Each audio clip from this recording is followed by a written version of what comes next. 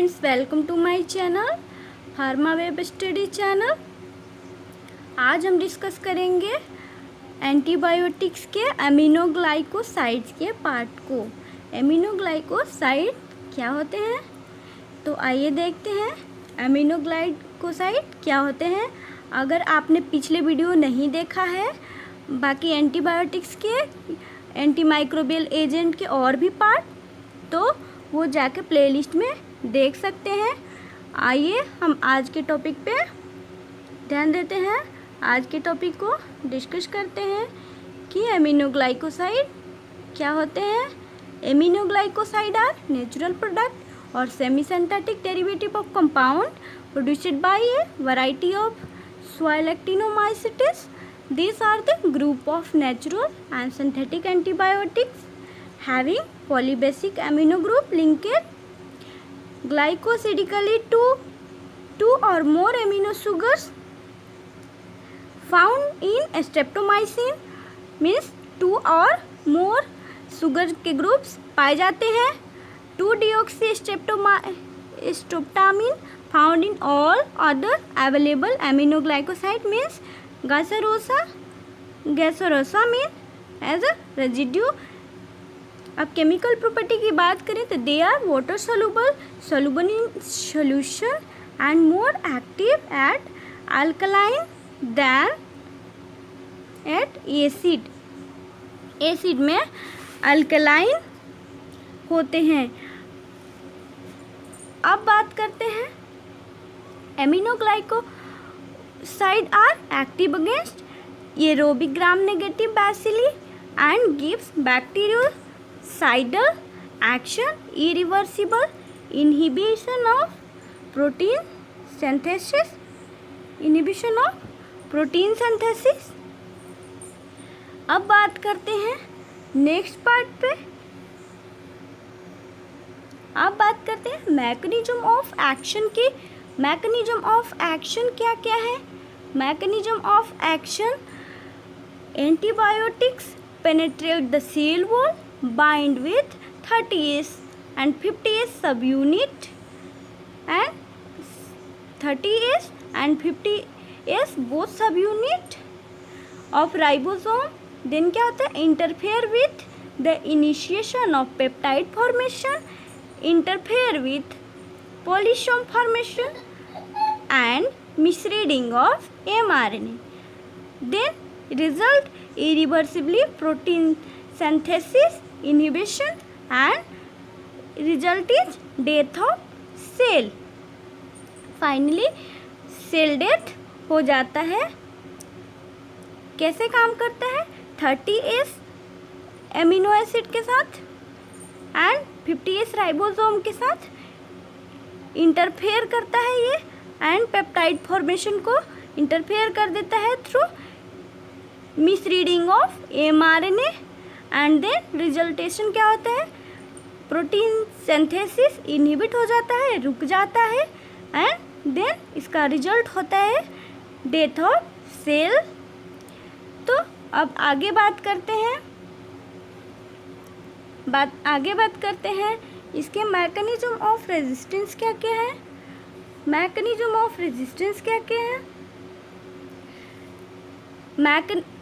Microorganism produce a transferase enzyme or that inactivate the aminoglycoside by adenylation, acetylation or phosphorylation and impair the entry of aminoglycoside into the cell।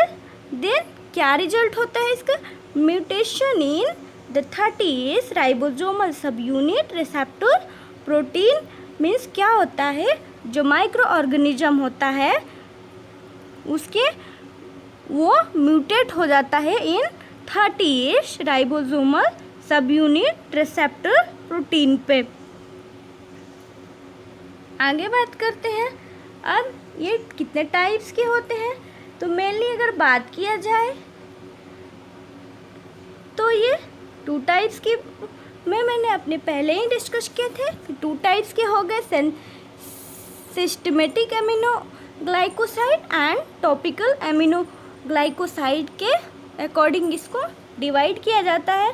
अब देखते हैं इसके drug क्या क्या है, कौन कौन से ड्रग हैं इसमें, सोर्स क्या क्या है इनके एंड यूजेस क्या क्या हैं। तो फर्स्ट पे आते हैं स्ट्रेप्टोमाइसिन। स्ट्रेप्टोमाइसिन का सोर्स क्या है, स्ट्रेप्टोमाइसिस ग्रीसियस। स्ट्रेप्टोमाइसिस ग्रीसियस से ऑब्टेन किया जाता है स्ट्रेप्टोमाइसिन एंड इसका यूज़ किया जाता है ट्यूबरकुलोसिस में, टेलारेमिया में, सब acute bacterial endocarditis and plague में। एंड सेकेंड देखते हैं जेंटामाइसिन। सेकेंड जेंटामाइसिन एंड इसका सोर्स क्या है, माइक्रोमोनास पोरा परप्यूरिया से ऑब्टेन किया जाता है एंड यूज़ किया जाता है सब एक्यूट बैक्टीरियल एंडोकार्डाइटिस यानी सेब एंड मेनिंजाइटिस में यूज़ किया जाता है जेंटामाइसिन को। And third drug is kanamycin. Kanamycin का ऑब्टेन किया जाता है इस कानामाइसेटियस से ऑब्टेन किया जाता है एंड इसका भी use meningitis and bacterial endocarditis में किया जाता है। अब फोर्थ की बात करें तो टोब्रामाइसिन की एग्जाम्पल है एस, जो कि ऑब्टेन किया जाता है टेनेब्रेरियस से। एमिकसिन की बात करें तो ये semi synthetic derivative of kanamycin है, semi synthetic derivative of kanamycin. And next की बात करें तो सीसोमाइसिन। सीसोमाइसिन कहाँ से ऑब्टेन किया जाता है, माइक्रोसोमोनास पारा इनोयोसिस से किया जाता है। देन बात करें तो नेटिलमिसिन की semi synthetic derivative of sisomicin, neomycin, एस फ्रेडी एंड बहुत सारे एग्जाम्पल हैं। फ्रेंड्स आप इसमें से कुछ एग्जाम्पल भी अगर याद करते हैं तो काम चल जाता है, लेकिन अगर आप जितना ज़्यादा याद कर सकें उतना बेनिफिशियल है। ये बहुत सारे कॉम्पिटिटिव एग्ज़ाम के लिए हेल्पफुल है। एंड अगर आप जीपेट, नाइपर या ड्रग इंस्पेक्टर कोई भी कॉम्पिटिटिव एग्ज़ाम की तैयारी कर रहे हो या आपके सेमेस्टर एग्ज़ाम हो, ये सबके लिए हेल्पफुल है एंड बहुत ही इम्पोर्टेंट है। तो अब बात करते हैं फ्रामसेटिन की, जो कि एस लेवेंडुलिस है and similar to neomycin. And use इसको कहाँ किया जाता है, use as a topically. Topical means skin के सरफेस पे यूज़ किया जाता है। अब एडवर्स इफेक्ट की बात करें तो इसकी एडवर्स इफेक्ट क्या क्या है, तो first is nephrotoxicity means tubular damage in kidney.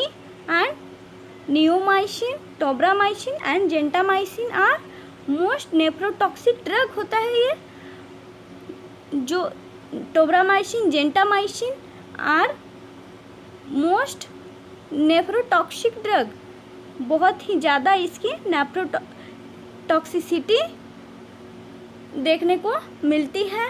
And second side effect is ototoxicity means loss of hearing. Ototoxicity में क्या हो जाता है, पेशेंट सुनने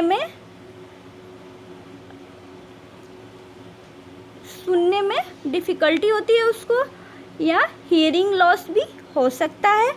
एंड इसके बात करें तो इसमें क्या क्या होता है, कोचलियर डैमेज होता है। Neomycin, kanamycin and amikacin are most ototoxic drug होता है। एंड बी की बात करें, disturbance of vestibular function, vertigo and loss of balance. इस पर वर्टिगो चक्कर आते हैं, जिसकी streptomycin and gentamicin most vestibulotoxic होता है।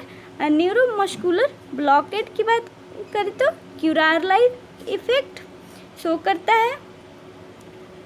न्यूरोमस्कुलर ब्लॉकेज एज इसके साइड इफ़ेक्ट भी शो होते हैं, जिसमें क्यूरार एक ड्रग है जो कि जिसमें पैरालाइज हो जाता है पेशेंट, तो इस तरह के इफ़ेक्ट भी शो करते हैं।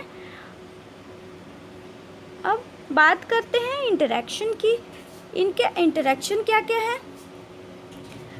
concurrent use of loop diuretic, ethacranic acid, furosemide and other nephrotoxic drug. Example amphotericin B, vancomycin and cisplatin. Potentiate nephrotoxicity concurrently used with muscle relaxant and neuromuscular blockers. Means neuromuscular weakness feel होता है patient को, and ये इसको avoid करते हैं during pregnancy due to risk of foetal ototoxicity. इस means इन ड्रग को क्या करते हैं, अमीनोग्लाइकोसाइड को ड्यूरिंग प्रेगनेंसी के टाइम पे इनको मना किया जाता है, क्योंकि फिटस में मीन्स जो प्रेगनेंसी में बेबी है जो फिटल है उसमें ऑटोटॉक्सिसिटी देखने को मिलती है। मीन्स उसके हियरिंग लॉस की प्रॉब्लम हो सकती है, उसकी हियरिंग की जो कैपेसिटी है वो लॉस हो सकती है। तो ये हो गए इनके इंटरेक्शन। एंड अगर आपने वीडियो देखा है तो आई होप आपको समझ में आया हो।